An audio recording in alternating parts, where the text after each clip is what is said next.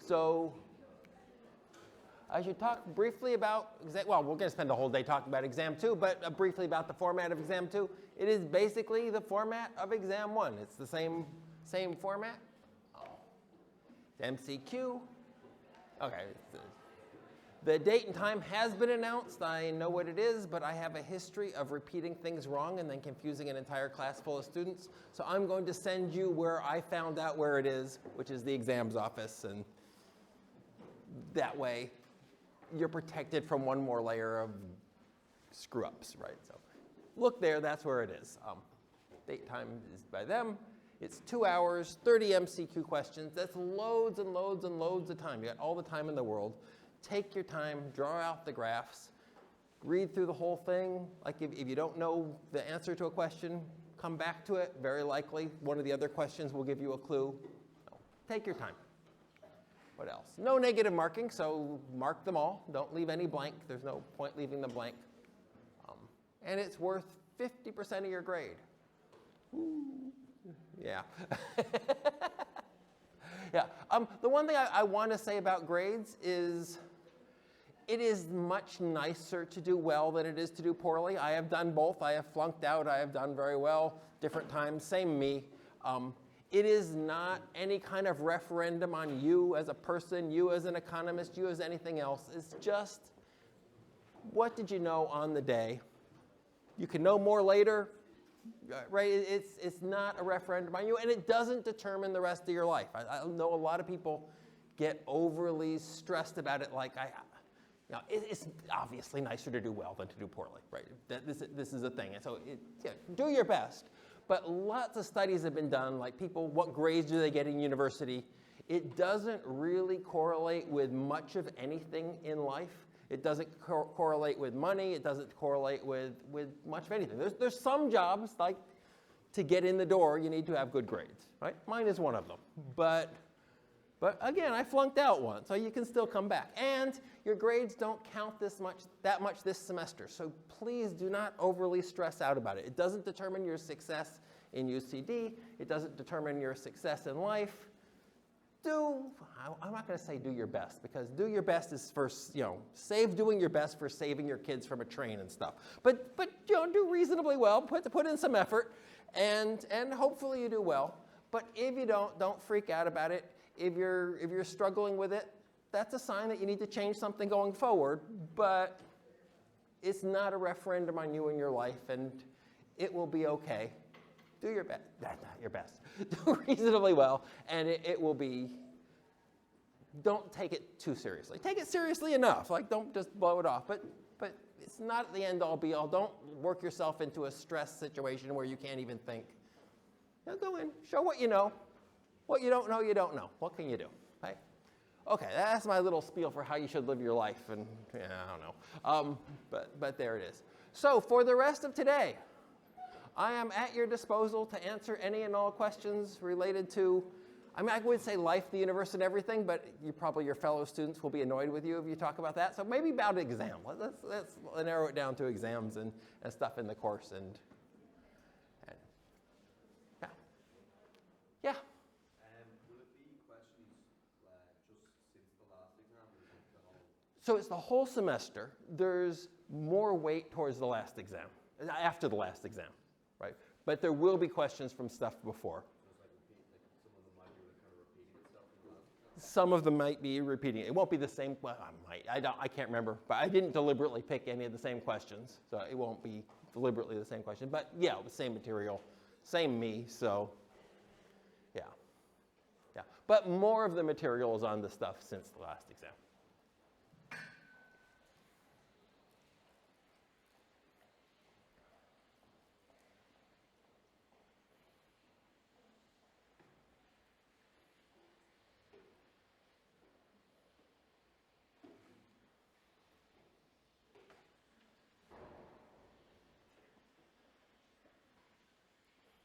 So my guess is that what's going on here is, first of all, you've had lots of classes. They're all coming to the end all at the same time. Nobody's really studied for this class. They've looked at the exam timetable from the exams office and realized it's towards the end of the whole exam period, and they put it all, right? This is what's going on, right? Yeah.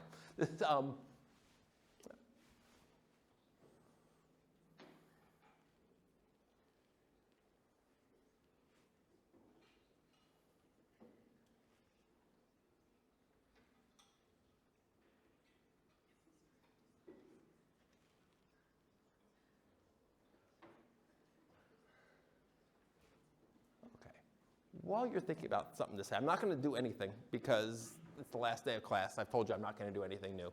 So I'm not going to do that. I really want to be answering your questions. But let me just, yeah? Also, we're supposed to ask questions, right? Yeah, absolutely. I just wanted to look foolish here standing in front of you. It was my goal for the day. So, about the formulas, Uh-huh. I remember the last time for the midterm exam, I remember that you don't need to memorize the formula, but you have to know why the formula exists.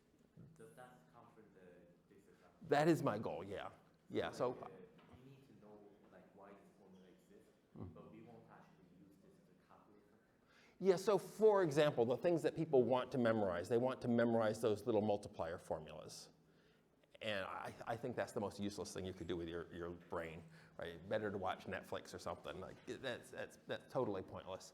But you should know where it comes from and why it's a thing, right? So that's my goal. Whether I achieve that on an exam is not a thing, but there's certainly nothing that I think would require a memorization of a formula on there, yeah. Same thing for the graphs, for the theory, because more of this exam is weighted towards the theory. I mean, you can, of course, get through by memorizing how the graphs work, but that is not the goal. And by memorizing, this causes this shift and that causes that shift, but really it's much better, particularly going forward, to be thinking about it in terms of stories. What does this line represent? What does that line represent? What would cause this line to shift? What would cause that line to shift? So when you're studying for theory, I said it before, let me say it again, it's really, I think the best way to do it is you got this graph and it's got like 3 or 4 lines on it, right? And you want to look at each of those lines as a separate entity, a story about a different set of people, a story about a different notion, and draw that on a separate piece of paper and tell yourself that story. Why do we think we can draw that? Why do we think, the amount of money is related to the interest rate in any way, or whatever the story is? Why do we have those things on the axis? Why do we draw the graph that way? What kind of things would make that curve shift? What kind of things would make you move along that curve? And then do that for each of the curves and only then put them together. It takes slightly longer as you're studying it, but then you actually know it rather than kind of memorized how the thing works, which is kind of useless to the world. But understanding the story, these kind of stories get repeated over and over again, and they sort of grow on each other. So that's the way to go, I think. Okay. Thank you. Yeah, but of course, at the end, you should tell me what worked for you, what didn't work for you, because that's what worked for me way back in the day. But yeah.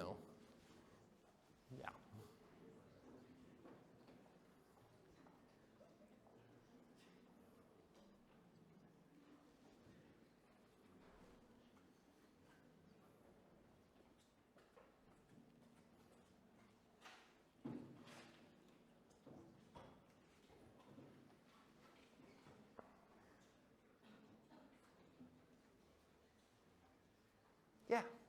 Could you explain the demand for money graph? Why is the money demand curve curved and not a straight line? It could be a straight line. I tend not to draw it as a straight line. Well, there's actually a little more to it than sort of that flippant answer.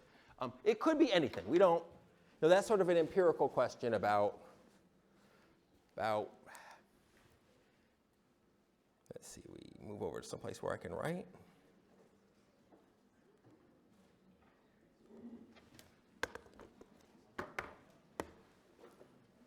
And so we've got our money demand curve where we have euros down here and we have the nominal interest rate there. And I keep drawing it kind of this way, right?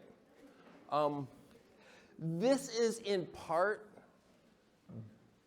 to talk about this zero lower bound thing, that when the interest rate gets very close to zero, the store of value function of money becomes more of a thing, right? When the interest rate is 10%, you're really trading off liquidity versus storing value, because if you put your wealth into money, you're losing real value that you could have gotten by putting it in the interest rate, right? So there's a trade-off between these two. When you get close to zero, you no longer have that trade-off, Right? You're getting 0 interest rate, so you might as well store value in money as well. And so it kind of tends to get flatter. But in practice, it could be something like this. We don't, no. But we do have from our story downward sloping. So downward sloping is the only thing we sort of assumed in our basic story. So this would be okay, but in our story, that wouldn't be okay because it goes up. Right.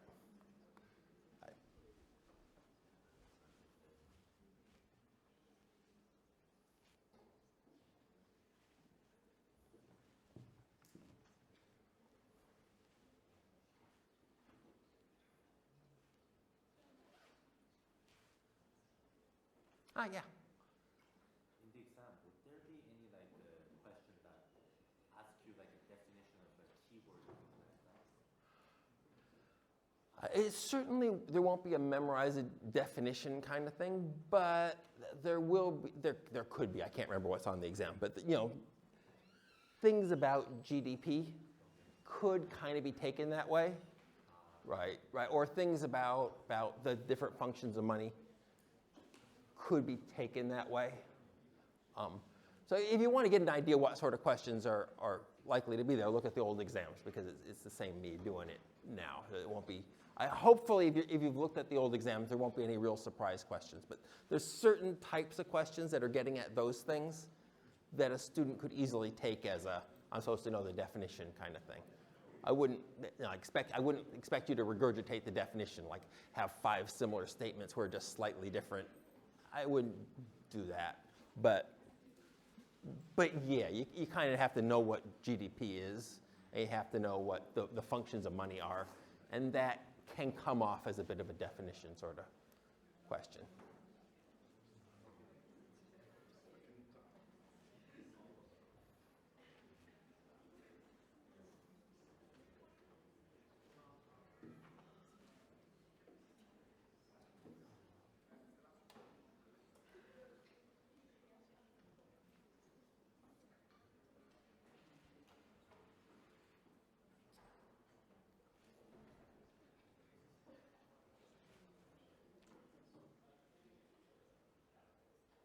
Such a different vibe from the review session before the midterm where it was old exam question after old exam question. Yeah.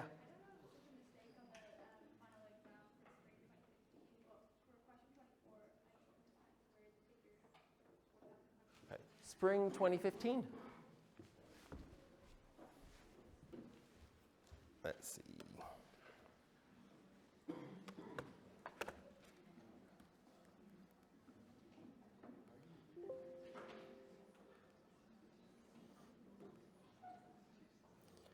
Okay, let's see if we can find it. If you happen to see it, let me know.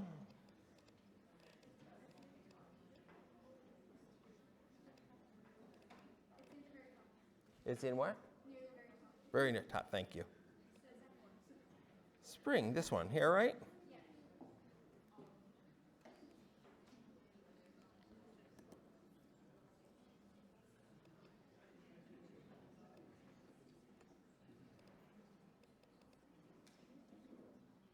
Let's download this. We learned our lesson last time. 24.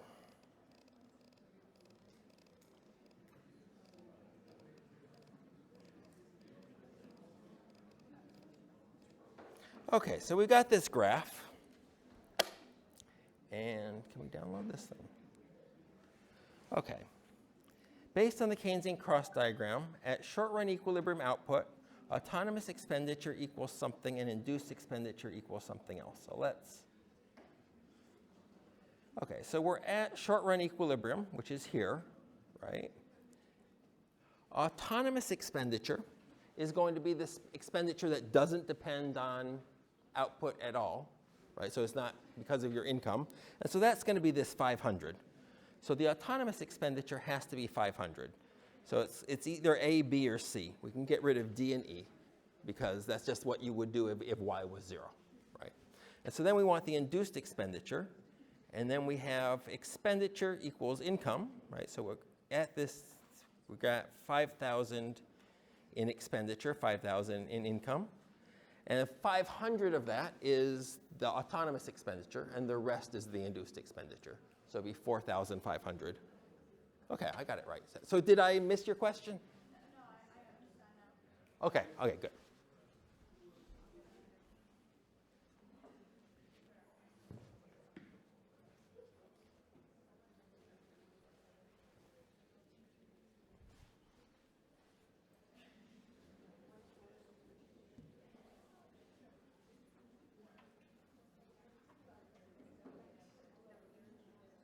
Yeah. Inventory that's sold a year later doesn't count towards GDP twice. No, it gets, so we have this thing where we want to count GDP as the sort of the production, the effort that went into production, even though our official definition is final goods and services, and inventory isn't that. And so it's a bit of sleight of hand there, where we kind of vaguely change the definition as we go in, and because we want to use it for the effort towards final goods and services, rather than literally final goods and services. So this is just background for what you were saying. Okay. So in the year that you sell it, so you produce it, you hold it as inventory this year. Next year, what happens? You sell that inventory, and so somebody buys that. It goes into consumption, say. So we counted it as consumption, but then we have a reduction in inventory, and that's subtracted, and so it comes out as 0. Okay. Yeah. Yeah. Right. I'm not sure how coherent I was in saying that, but that's the idea.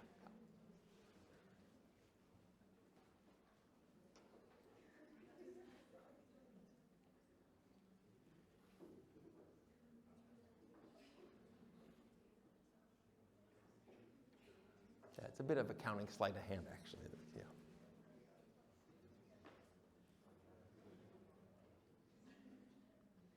Which is sort of a source of one kind of tricky seeming question that you could get, which is, which part of GDP can be negative? It's the investment part, right? Because you can imagine that we built no factories and we just sold off our inventory from before. Investment would be negative, right? Because we had all this inventory, now we don't have it. It wouldn't make GDP negative because that went sold to somebody, but that portion of GDP could be negative. Yeah. So for question 24 over there, the answer is A. A, yeah. I'm sorry, but I'm kind of confused why the answer is not B. Yeah, so we have our expenditure. So the total expenditure at the equilibrium point, the short run equilibrium, is here, right? So this Y star line is apropos of nothing, and that we know that's true because the Keynesian cross diagram, there is no potential output in that model. We put it in sometimes to tell a story, but it's not actually there. The only place it really shows up is in our aggregate supply, aggregate demand story. So that's just plopped on top. It's not really part of the model, right? So our equilibrium is here. So our total expenditure is 5,000, total amount that got spent. And now we want to break that into two parts, the autonomous part and then the induced part. So there's part of expenditure that we would do regardless of how rich we were. Even if we had no wealth coming in, no current income, we would still save out, spend out of our savings. That's the 500. And the rest of it is what we did because we had some income. Right? So this dividing it between autonomous and induced is trying to, it should add up to total expenditure, the two of them together. Was that not helpful? You have a look like, what the heck is he talking about? Yeah, so the basic idea is that total expenditure is autonomous expenditure plus induced expenditure. Right?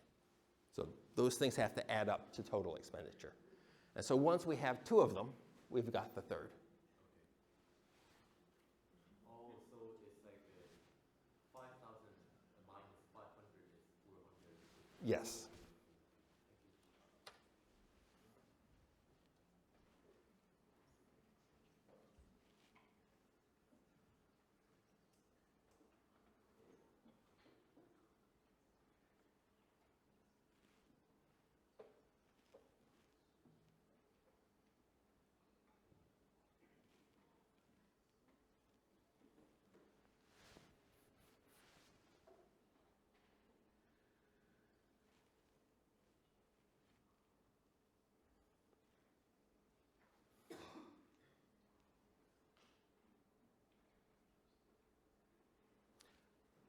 Okay then, I will let you go. I wish you luck on the exam. Don't stress out about it. If you do poorly, that's unfortunate, but it's not the end of the world and it's not a big deal for your career at UCD. But, well is better. Doing well is nicer. So good luck to you, and yeah, I'll hopefully see you next year.